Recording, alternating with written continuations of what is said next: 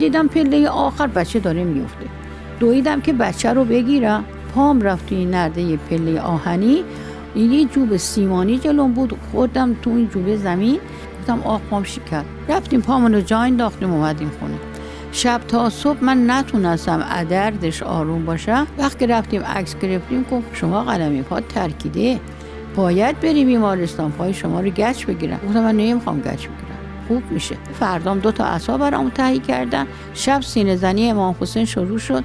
من یه مقدار پایین سینه زنی امام حسین گریه کردم. گفتم یا امام حسین، اگر همین یه مقدار کار من قابل قبول شما از خدا بخوا تا فردا کف پای من به زمین برسه، من بیام اینجا دیگاه اینجا رو بشورم، برم خونه عمم، دیگاه خونه عمم بشورم.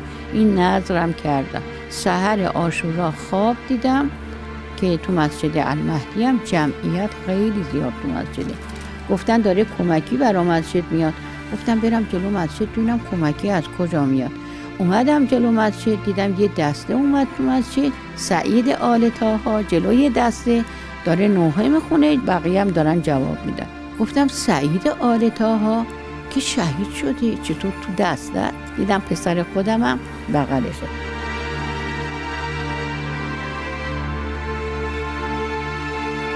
پله های مسجد اومدم بالا، اومدن جلو محراب وایسادن، بنا کردم به سینه زدن و نوحه خوندن. یه وقت دیدم محمد دور جمعیت دور زد، اومد جلوی من، دستشو انداخت گردن من، بنا کرد منو بوس کردن. منم محمدو بوس کردم. گفتم مامان خیلی وقت ندیدمه، چه بزرگ شد. مامان اینا چیه زیر دستت؟ گفتم چیزی نیست مادر، چند روزیه پام درد کنه دارم با عصا راه میرم. گفت مامان چند روزیه ما رفتیم کربلا.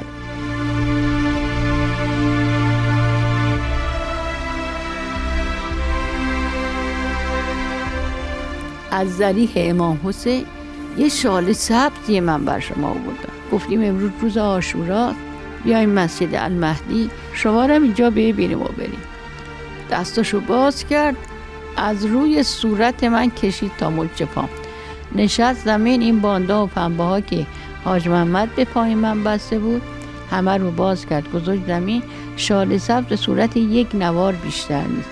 اینو بس دور مچ پای من. گفت مادر برو تو زیر زمین، دیگاه امام حسین رو بشو.